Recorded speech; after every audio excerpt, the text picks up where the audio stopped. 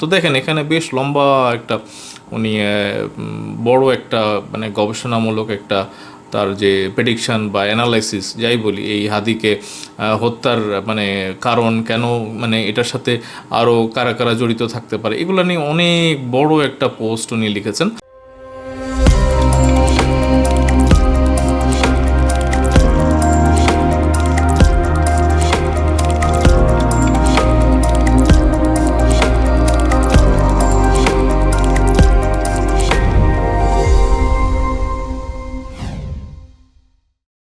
আসসালামু আলাইকুম বন্ধুরা, কেমন আছেন? আমি এনাম, আশা করি সবাই ভালো আছেন। বন্ধুরা, আপনারা ওই বিএনপির সমর্থক হন বা জামাতের সমর্থক হন, আমি আপনার এই একটু সময় চেয়ে নেব। আজকের ভিডিওটা আপনার কাছে খুব গুরুত্বপূর্ণ। আমরা জানি যে এখানে ইনকিলাব মঞ্চ মানে লাগাতার এখানে আন্দোলন করতেছিল এবং যমুনা ঘেরাও এবং যমুনার মধ্যে ঢুকে যাওয়ার একটা প্রয়াস ছিল এবং সেখানে পুলিশের সাথে মারামারি হয়েছে এবং দুই পক্ষেই আমরা দেখেছি যে ইনজোর্ড হয়েছে আর কি। হাদির যে আসলে হত্যার রহস্য, এটা আসলে একটা জট আমরা মানে আজকের এই ভিডিওর মধ্যে একটু খোলার চেষ্টা করব।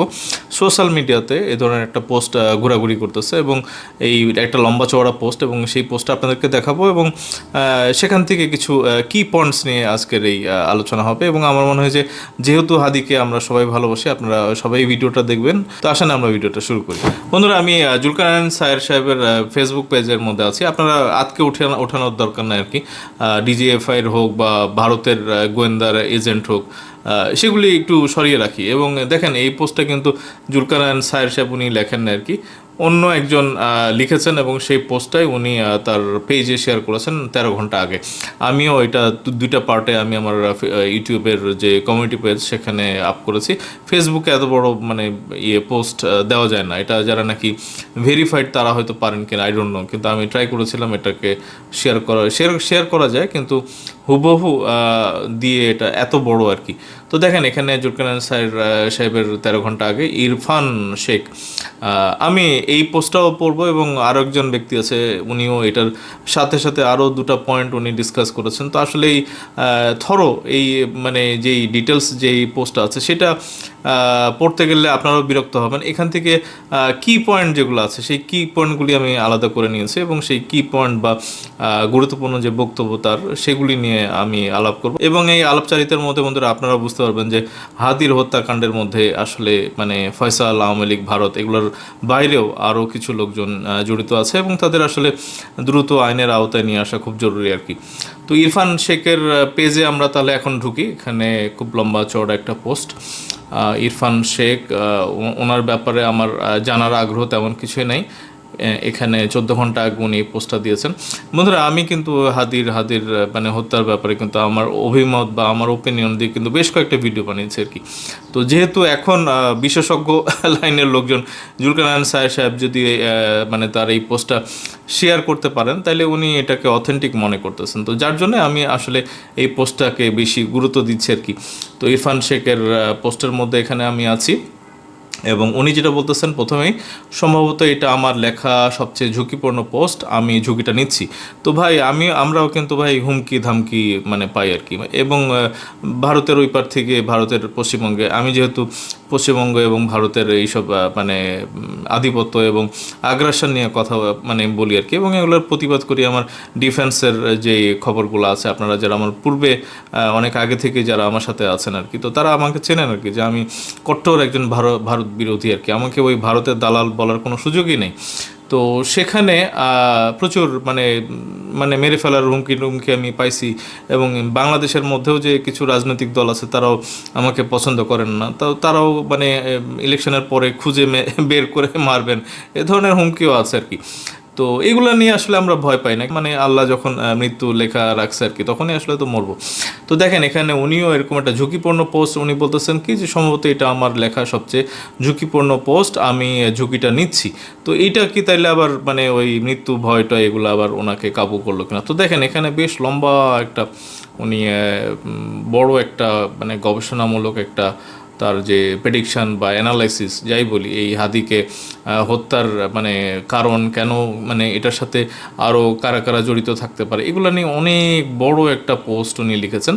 তো যারা আপনারা এটা পড়তে চান অবশ্যই আমি এখানে কমেন্টে আমি এটা পিন করে দেবো আর কি, আপনারা পড়তে চাইলে এটা দেখে নেবেন। কিন্তু আমি এখান থেকে কিছু পয়েন্ট আমি বের করেছি, সেটা নিয়ে আমি এখন আলাপ করব। তো বন্ধুরা, এই লেখার মধ্যে উনি একটা গুরুত্বপূর্ণ কথা বলেছেন যে আসলে মানে জুলাই আগস্টের যোদ্ধা যারা আছেন আর কি, তো তাদেরকে আমরা ওই নাহিদ ইসলাম, তারপরে হাসনাত, তারপরে সার্জিস, সাদিক, আসিফ মাহমুদ, মাহফুজরা কিন্তু সবার উপরে আছে আর কি। এবং যদি আওয়ামী লীগ মানে গুলি করে মারতে চায় তো তাহলে আসলে প্রফেশনাল কিলার একটা যথেষ্ট। এবং তারা উনি লিখেছেন যে তারা ওই হেলমেট টেলমেট পরেও কিন্তু ওই মানে যাতায়াত করতো না আর কি, তাদেরকে মারা খুব সহজ ছিল। কিন্তু হাদিকে মারার আসলে কারণটা কি? হাদি তো আসলে জুলাই আগস্টের প্রথম সারির কোনো নেতা না, ওনাকে বলা হচ্ছে যে তৃতীয় সারির উনি একজন নেতার। তো এটা নিয়ে আসলে বিতর্কের কিছু নাই যে কে প্রথম সারির বা কে দ্বিতীয় সারির, কিন্তু উনি যে ফ্রন্ট লাইনে ছিলেন না এটা উনি এখানে উল্লেখ করছেন। তো উনি বলতেছেন যে যারা সবচেয়ে হাসিনার মানে বেশি ক্ষতি করছে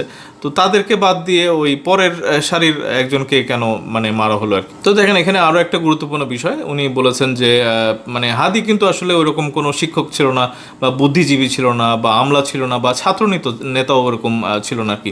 তাহলে হাদিকে মানে বাছাই করার কারণটা কি? ওসমান হাদি 1.5 বছরের মধ্যে মানে ওই ফান্ড যেভাবে উনি কালেক্ট করছেন এটাকে ক্রাউড ফান্ডিং বলতেছে, এবং সেখানে একটা বিশাল সংগঠন উনি দাঁড় করাইছেন আর কি। তো এইটা একটা নন এনজিও আর কি, এবং এই নন এনজিও একটা সংগঠন উনি এত রাতারাতি এত সম্পদের মানে কিভাবে মানে জোগাড় করলেন, এবং এই প্রক্রিয়াটা কিন্তু পুরোপুরি মানে অস্বাভাবিক উনি বলতেছেন আর কি। এটা অসম্ভব। এখানে 1.5 বছরের মধ্যে আসলে কোনো ইনকাম নাই, কোনো তার মানে আর্নিংয়ের অন্যরকম কোনো সোর্স নাই। ওই ক্রাউড ফান্ডিং মানে চাঁদা তুলে এরকম একটা বড় প্রতিষ্ঠান দাঁড় করানো, এটা মানে কিভাবে উনি করছেন এটার ব্যাপারে ওনার একটা প্রশ্ন আছে আর কি। হাদির পেছনে বড় কারো আশীর্বাদ ছিল উনি বলতেছেন, এবং হাদিকে 13 থেকে 14টা ভিডিওতে মৃত্যুর ভয় বা মৃত্যুর চিন্তা করতে দেখা গেছে। তো এখানে কিন্তু আমরা দেখছি যে প্রায় মাঝে মাঝে ওই ভিডিওগুলি শর্টসে রিল আকারে আসতো যে উনি বলতেন যে আমার আসলে আয়ু নাই বা আমাকে মেরে ফেলা হবে এ ধরনের কিছু।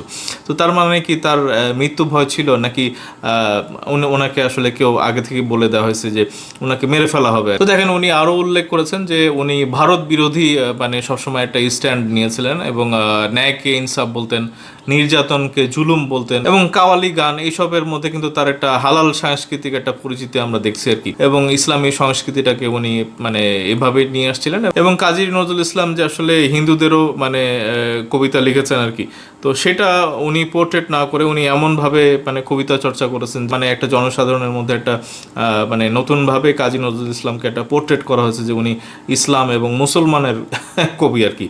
আসলে কিন্তু না, ওনার প্রচুর মানে হিন্দুদের উপলক্ষে বা হিন্দুদেরকে নিয়ে বা তার কাব্যের মধ্যে হিন্দু ক্যারেক্টারগুলো, সনাতন ধর্মের ক্যারেক্টারগুলো কিন্তু ছিল আর কি। তো দেখেন এখানে হাদি ও ইনকিলাব মঞ্চের মানে বক্তব্য কিন্তু জামাতের সঙ্গে ঘনিষ্ঠ সম্পর্ক যুক্ত ছিল আর কি। জামাত যেটা করতো না সেটা ওই মানে অনেকে বলেন যে এনসিপিকে দিয়েও করাইতো। তো এখানে বলা হচ্ছে যে জামাত যেটা করতো না সেটা শিবিরকে দিয়ে করাইতো, আবার জামাত যেটা মনে করতো যে না শিবিরকে দিয়েও করবে না বা নিজেও করবে না সেটা ইনকিলাব মঞ্চকে দিয়ে করাইতো আর কি। তো এইটার একটা যে ওই যে ছদ্মবেশ আর কি, যে আমরা বলতাম না যে জামাতের ইবিসি মানে বা গুপ্ত যে সংগঠন ইনকিলাব মঞ্চ, যে তাদের একটা মানে এই ধরনের একটা গুপ্ত বা সুপ্ত যেই একটা সংগঠন, এটা কিন্তু এখানে উনি উল্লেখ করছেন আর কি। দেখেন মাঝে কিন্তু উনি বসে পড়ছিল এবং ব্লকেট বা মানে রোডঘাট বন্ধ করে দিয়েছিল, এবং ওই তার এখানে তাকে সমর্থন দিয়ে কিন্তু মানে একটা আন্দোলনের একটা সূচনা হয়েছিল। এটা কখন, যখন ওই আওয়ামী লীগকে মানে নিষিদ্ধ করার একটা যে তার ডাক আর কি। তো সেখানে কিন্তু জামাতও জানি শিবিরও জানি, ওখানে কে গেছিল, ইনকিলাব মঞ্চ গেছিল। ডাকসু নির্বাচনের সময় আমরা যেটা দেখছি ছাত্র শিবির হাদির যে ইনকিলাব মঞ্চ তাদের সাথে কিন্তু একটা কোলাবোরেশন করেছিল শিবির। তো ইনকিলাব মঞ্চের জন্য আবার তারা একটা সিট ছেড়ে দিয়েছিল, এবং আমরা তাদের একটা নেত্রী আছে, নারী নেত্রী, তো সেখানেও কিন্তু আমরা তাকে দেখেছি আর কি, যে শিবিরের একটা সিট ছেড়ে দেওয়ার কারণে সে আবার ডাকসুর একজন সদস্য হচ্ছেন আর কি। তো আমরা ওই গোপালগঞ্জের একটা ঘটনা ঘটেছিল আর কি। তো গোপালগঞ্জে সে ঘটনা মানে ঘটার পরে কিন্তু হাদি প্রথমবারের মতো এদের হাওয়া সাওয়া ছিঁড়া ফালাইতে হবে মানে এই যে একটা গালাগালির একটা যে স্লোগান, এখানে কিন্তু আসলে তাকে মানে জনগণ চিনে আর কি। উনি বলতেছেন তার লেখার মধ্যে যে হাদিকে কেউই আমরা চিনতাম না, আসলেই তাই। এবং তার যে জুলাই যোদ্ধা হিসাবে তার কন্ট্রিবিউশন এটাও কিন্তু ওরকম মহামারী কিছু ছিল না। তো দেখেন এখানে হাদিকে নিয়ে আসলে মানে অটো মানে রিলস বানানো শুরু হয়, ভিডিও বানানো শুরু হয়, পডকাস্ট চালু হয়ে যায় এবং মিম বাড়তে থাকে। এগুলি ভাই কিন্তু ন্যাচারাল ছিল না আর কি। মানে একটা মানুষকে আসলে বড় করে একটা বীর বানানোর যে একটা চেষ্টা, এবং এটা কাকতালীয়ভাবে হয় না, এটা একটা প্ল্যান ওয়াইজ এটা করা হয়েছে আর কি। জামাতের বিভিন্ন নিরপেক্ষ পেজ ও মিম গ্রুপগুলো হাদিকে সিগমা মেল বানানোর প্রক্রিয়া শুরু করে আর কি। এবং দেখেন হাদি ঢাকা ৮ আসনে প্রতিদ্বন্দ্বিতা করার প্রচারণা শুরু করে, যা একটি অযৌক্তিক কাজ ছিল। মানে এইটা কিন্তু আসলে কোনো হিসাবে মিলে না যে উনি হঠাৎ করে ঢাকা ৮-এ কিন্তু কেন দাঁড়াবে আর কি। তো তার আসলে ওই যে মানে ঢাকা ৮-এর আসনের মধ্যে যে ঘোরাফেরা বা তার যে প্রচারণা, এগুলোর মধ্যে আসলে কিন্তু স্বাভাবিক মানে জিনিসগুলো আমরা দেখিনি আর কি। তো উনি বলতেছেন 12ই ডিসেম্বর হাদি মারা যায় এবং খুনি ছাত্রলীগের কর্মী ফয়সাল বলে নিশ্চিত হওয়া যায়, এবং ফয়সালের বাসা থেকে 218 কোটি টাকার চেক পাওয়া যায়। তো এইটা ভাই আজগবি একটা ব্যাপার। মানে একটা ছাত্রলীগের কর্মীর কাছে 218 কোটি টাকার চেক, মানে তাকে হত্যা করার জন্য 218 কোটি টাকা চেক দেওয়া হয়েছে, মানে এটা তো অস্বাভাবিক একটা ব্যাপার। মানে উনি বলতেছেন যে কোনো একটা রাষ্ট্রের মানে ছোটোখাটো রাষ্ট্রের রাষ্ট্রপ্রধানকে মারার জন্য এত টাকা ব্যয় করা হয় না। মানে এইটা তো একটা অদ্ভুত একটা ব্যাপার। এখানে উনি আরও বলতেছেন যে 218 কোটি টাকার হত্যাকাণ্ড এত কাঁচা হাতে হওয়ার কথা নয়। মানে ভালো একটা শুটার ভাড়া করা হয়েছিল এবং ফয়সাল একটা গুলিতেই মারছিল আর কি। তো ফয়সাল এই টাকা কিন্তু আসলে মানে টাচ করতে পারে না। এই যে 218 কোটি টাকা, মানে তার তো সর্বশান্ত হয়ে গেছে আর কি। তার পরিবারের সবাইকে অ্যারেস্ট করা হয়েছে এবং সেই 218 কোটি টাকাও মানে ধরতে পারে নাই। মানে তার কিন্তু ধ্বংস হয়ে গেছে। তো এইটাও কি আসলে একটা চক্র আর কি, যে টাকাটা মানে সে যেন ব্যবহার করতে না পারে বা এ ধরনের কিছু আর কি। তো দেখেন এই ওসমান হাদি যে মারা গেল, এটার কিন্তু বড় যে বেনিফিশিয়ারি এটা হচ্ছে জামাত। বাংলাদেশের মানুষের আসলে মানে স্মৃতিশক্তি তো আসলে এতটাই ঠুনকো যে মারা যাওয়ার পরে বেগম খালেদা জিয়া যে মারা গেছে ওনাকেও আমরা ভুলে গেছি। মানে একদিন 2 দিন পরে ভাই ওই সাগর মানে রুনির হত্যার কথা কেউ মনে রাখছে, কিন্তু এই হাদিকে যে মানে মরে গেল আর কি, তো তাকে 2.5 মাস ধরে প্রাসঙ্গিক করে রাখা হয়েছে যে এখানে একটা বীর মারা গেছে এটা সেটা, এবং তার যে বিচার চাওয়া আর কি। তো এখানে বিচার চাওয়া, তো এখানে বিচারের মধ্যে বাংলাদেশে ওই ভারতের থেকে তো আসলে তাকে উদ্ধার করে নিয়ে আসা সম্ভব না। মানে এরা সবাই জানে, ইনকিলাব মঞ্চে এখন যারা আন্দোলন করতেছে তারা সবাই জানে যে এ পালাইছে হচ্ছে ভারতে, এবং ভারতে পালিয়েছে বা আওয়ামী লীগকে দিয়ে এটা করানো হয়েছে, কিন্তু তাকে তো ভারতে গিয়ে মানে ধরা সম্ভব না। তো এইটা একটা মানে খুব ট্র্যাজেডি আর কি, যে মানে আমরা আন্দোলন করতেছি তাকে ধরার জন্য, কিন্তু ওই ব্যক্তিটাকে আদৌ ধরা যাবে না, কারণ সে ভারত নামক একটা রাষ্ট্রে আছে আর কি। তো দেখেন এখানে হাদির যে জীবন বৃত্তান্ত, ওখানে উনি বলতেছেন যে উল্লেখ করার মতো আসলে উনি মানে কোনো কাজ তার খুঁজে পাওয়া যায় না আর কি। তার পুরো উত্থান ছিল একটি তাসের ঘরের মতো, যা যেন সুপার গ্লু দিয়ে দাঁড় করানো আর কি। মানে সে আসলো এবং মানে তাসের ঘরের মতো একেবারে উড়ে গেল আর কি, কিন্তু উড়ে যাওয়ার পরে তাকে একেবারে সুপার গ্লু দিয়ে আটকায় রাখা হয়েছে, যে সে যেন মানে মানুষের স্মৃতি থেকে যেন হারিয়ে না যায় আর কি। মানে এটা কেন ভাই? তো দেখেন এখানে প্রধান উপদেষ্টাও উনি ওই তার জানাজায় গেছিলেন এবং 3 মিনিটের একটা বক্তৃতায় মানে চির উন্নতম মসির এটা উনি বলেছেন, এবং এটা হাদির আসলে অবদান ছিল না, বরং নজরুলের কথা উনি বলছেন আর কি। তো এটা তো ভাই ঠিক, মানে তার হোল লাইফে ভাই তার কোনো কন্ট্রিবিউশন বা তার একটা অ্যাচিভমেন্ট মানে বলার মতো কিছু ছিল না বলেই ডক্টর ইউনূসও কিন্তু তার বক্তৃতায় তার যেহেতু কিছু পায় নাই, ওই কাজী নজরুল ইসলামের ওই চির উন্নতম মসির এটা কিন্তু আওড়ায় আর কি। তো এটা ভাই মানে খুব ট্র্যাজেডি আর কি। মানে যাকে নিয়ে আমরা এত চিলাচিলি করতেছি, মারামারি করতেছি, মানে তার লাইফের কোনো অ্যাচিভমেন্ট নাই। তো এখানে হাদির মৃত্যুর পর শিবিরের 2 ছাত্র নেতার আহ্বানে দেশের 2টি বড় পত্রিকা জ্বালিয়ে দেওয়া হয়, জাতীয় কবির কবর খুঁড়ে সেখানে তাকে দাফন করা হয়। তো এইটা ভাই এটা অসম্ভব একটা ব্যাপার। কাজী নজরুল ইসলামের কবর খুঁড়ে কাউকে আপনি মাটি দিতে দেখছেন? মানে এটা কেউ ভাবছে বা এটা কল্পনা করা যায়?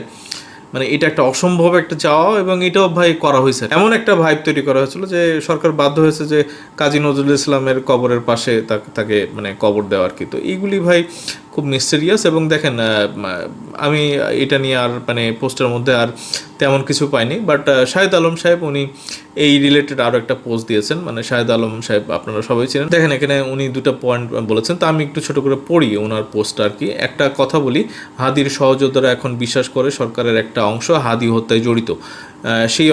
সেই একটা অংশ কারা? এই তো প্রশ্ন। একটা ক্লু দেই, গুলিবিদ্ধ হওয়ার মাসখানেক আগে হাদি চীনে গিয়েছিল। সেখানে হাদির সাথে সাক্ষাৎ করতে প্যারিস থেকে জনৈক ইনফ্লুয়েঞ্জা আসে আর কি। ইনফ্লুয়েঞ্জা মানে পিনাকির কথা বলতেছে আর কি। বাংলাদেশ থেকে উড়ে যান ছোটন রহমান, মুস্তাইন জহির। তো জনৈক ইনফ্লুয়েঞ্জা ছোটন ও মোস্তাইন জহির সরকারের কোন অংশের সাথে জড়িত? মানে আমরা জানি যে ডক্টর ইউনূসের যে ইন্টারিম গভর্নমেন্ট, তার মধ্যে কিন্তু এদের অ্যাক্টিভিটি বাই হিউজ আর কি। মানে এই ছোটনের এই যে নাম কটা নেওয়া হয়েছে, তাদের কিন্তু বিভিন্ন সময় আমরা দেখছি ছবি টবি এই জুলকারনাইন সায়ের বা অন্যরা কিন্তু শেয়ার করেছে আর কি। জুলকারনাইন সায়ে তাদের একটা পোস্ট করেছে, আমি নাম বললাম না, দেখে নিয়ে। তো সরকারের এই অংশের মধ্যেই আছে আবার জাতীয় নিরাপত্তা উপদেষ্টাও আর কি। আছেন উপদেষ্টা ফাইজুল কবির, মানে এদের সাথে ওই জামাতের কানেকশন আছে। তাদের দুজনে মোহবিষ্ট ডক্টর ইউনূস, মানে ডক্টর ইউনূস তাদের কথায় উঠে বসে।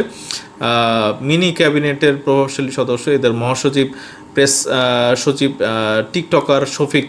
তো শফিকও আছে মানে এগুলোর মধ্যে। তো এখানে আরও বলতেছে এই অংশটা দেশের নির্বাচন না করে বিপ্লবী সরকার দেখতে চাই বলেই আমরা জানি। নতুন সরকার আসলে নতুন বিপ্লবে যেন নতুন সরকার স্থায়িত্ব হারায়, সেই জন্য তারা ইনকিলাব মঞ্চ নামের একটি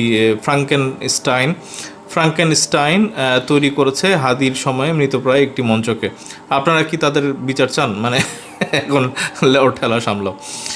তাদের বিচার চাইলে নতুন সরকার আপনাদের কথা রাখবে বলেই আমার বিশ্বাস। তাদের আইনের আওতায় এনে জিজ্ঞাসাবাদ করবে, সেই দাবি তুলুন নতুন সরকারের কাছে। নির্বাচনটা হতে দিন, হাদিকে চীনে নিয়ে যাওয়া, সেখান থেকে বনিবনা না হয় দেশে ফেরার পর গণতান্ত্রিক প্রক্রিয়াকে এগিয়ে নিয়ে যেতে চাওয়া, হাদিকে লক্ষ্যবস্তুতে পরিণত করা, ক্ষিপ্রতায় হত্যাকারীর পালিয়ে যেতে সরকারি সহায়তা করা, এগুলো সবই বিবেচনায় নেওয়া দরকার ছিল ইউনূস সরকারের। সর্ষের মধ্যে একটি ভূত আছে, কেউ ভূতটা সামনে আনুন। আরেকটা কথা, ইনকিলাব মঞ্চে আজ যারাই গেছে তাদের 98 জন জামাত শিবির কর্মী গালি দেন, কিন্তু মার্ক মাই ওয়ার্ড, এই 98 জন শিবিরকে কে বা কারা পাঠাচ্ছে? মাদার অর্গানাইজেশন জামাত। তারা পুলিশ পেটাচ্ছে, পরিস্থিতি অসহনীয় করে নির্বাচন পরবর্তী সরকারকে অস্থিতিশীল করার গ্রাউন্ড তৈরি করছে। তো এখানে উনি আরও বলতেছেন যে ভাইয়েরা সাবধান, আমি বিএনপির কেউ না, তবে এই পর্যন্ত আসতে আমাদের অনেক ত্যাগ শিকার আর চড়াই উতরাই পার হতে হয়েছে এখানে। তো বন্ধুরা, এখানে আমরা যেটা বুঝলাম সেটা হচ্ছে যে ফয়সাল যে হত্যাকারী আর কি, মানে কিলার, তাকে যে আসলে ইনকিলাব মঞ্চে বা হাদির পাশে নিয়ে আসা এবং তাকে মানে একেবারে তার মানে সহকর্মীর মতোই তাকে নিয়ে আসা, এবং এইটা কে করেছে এটা যদি আমরা বের করতে পারি আর কি। এবং এই যে আন্দোলন 2.5 মাস ধরে যে লাগাতার আন্দোলন, মানে 1 কোটি 2 কোটি টাকা তার মানে ফ্যামিলিকে দেওয়া হচ্ছে, তারা ভাই মানে না। 1 কোটি করে তার ফ্যামিলিকে দেওয়া হচ্ছে এবং তারা আবারও বলতেছে যে বিচার চাই। তাহলে ওই ফয়সালকে আনতে গেলে তাহলে মোদির সাথে যুদ্ধ করা লাগবে। এবং ওই মানে এখন তারা আবার নতুন একটা ইস্যু দাঁড় করিয়েছে যে জাতিসংঘের ইনভলভমেন্ট চাচ্ছে। তারা যদি ডক্টর ইউনূসকে দিয়ে একটা জাতিসংঘের ইনভলভমেন্ট চেয়ে যদি একটা চিঠি লেখাইতে পারতো, তাহলে নতুন সরকারের আসলে এই ব্যাপারে কোনো ইনভেস্টিগেশন বা কোনো তৎপরতা আমরা দেখতাম না আর কি। তো তাদের একটা ভয় যে নতুন সরকার যদি বিএনপি আসে, তাহলে আবার তারা কিছু খুঁড়তে আবার সাপ বের হয়ে আসে কিনা অনেকেই বলেন। এবং আমিও মনে করি যে ইনকিলাবের যে নামটা ইনকিলাব মঞ্চ, এটা হচ্ছে যে পিনাকির তৈরি আর কি। তাহলে পিনাকির সাথে আমরা ওই হাওয়া সাওয়া যে মানে ডায়ালগটা, এটা ভাই পিনাকির। এবং পিনাকির এই ডায়লগটা ওই গোপালগঞ্জে যখন একটা ঘটনা ঘটলো, সেখানে কিন্তু হাদি ওই হাওয়া সাওয়া ছিঁড়া ফালাইতে হবে এইটা দিয়ে কিন্তু সে লাইমলাইটে আসছে। এবং ভাই আমরা দেখছি যে জামাতের যে পেজগুলো আছে তাকে নিয়ে কীরকম মানে একটা ডামাডোল একটা সারা বাংলাদেশ, এবং শুধু বাংলাদেশ না, পাকিস্তানের ন্যাশনাল টেলিভিশনগুলো ভাই হাদিকে মানে জাতীয় বীর হিসাবে ঘোষণা করছে আর কি। মানে সেখানে যেরকম প্রোগ্রাম হয়েছে, টক শো হয়েছে, ভাই এটা অস্বাভাবিক একটা ব্যাপার। তো বন্ধুরা, এইসব কিছু থেকে কিন্তু জামাতের একটা ইনভলভমেন্ট আমরা খুব স্পষ্ট বুঝি। এবং ওই মানে ডাক্তার শফিকুর রহমান এবং পিনাকিকে যদি মানে গ্রেপ্তার করতে বলতেছি না, মানে তাদের দুজনকে যদি জিজ্ঞাসাবাদ করা হয়, মানে আইনশৃঙ্খলা বাহিনীর যারা আছেন আর কি, গোয়েন্দা যারা আছেন, তাদেরকে যদি ডেকে জিজ্ঞাসা করেন, এবং এটা অবশ্যই নতুন সরকারের সময়, তাইলে আমি মনে করব যে এই এত যে আসলে প্রশ্ন আর কি, এই হাদি হত্যার ব্যাপারে যে আসলে এত রহস্য, মানে কি, কেন, কে, কারা, এই প্রশ্ন যে আসলে উত্তর আমরা মানে জানতে চাই, এইগুলোর আসলে সদুত্তর ওই ডাক্তার শফিকুর রহমানের কাছে আছে। কারণ ওই জামাতের ইনভলভমেন্টটা ভাই এটা অস্বাভাবিক, এবং মানে তারা এটাকে একটা মানে পুঁজি করে তারা যে আসলে কি করতে চায় এটাও একটু জানা উচিত আর কি।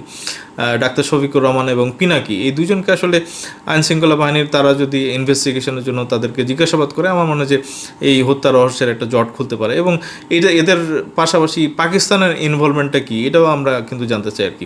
হাদি হত্যার সাথে জামাতের যে ইনভলভমেন্ট এবং পিনাকির যে ইনভলভমেন্ট, এটা যদি আপনারা মনে করেন, তাহলে অবশ্যই আপনারা আপনাদের নিজস্ব যদি কোনো আরও কিছু যোগ করার থাকে অবশ্যই লিখবেন। এবং আমরা দেখতে চাই যে হাদির একটা সুষ্ঠু যেন বিচার হয় বাংলাদেশে আর কি। বন্ধুরা, এখনকার মতো এটুকুই, খুব তাড়াতাড়ি দেখা হচ্ছে। ধন্যবাদ সবাইকে, আসসালামু আলাইকুম।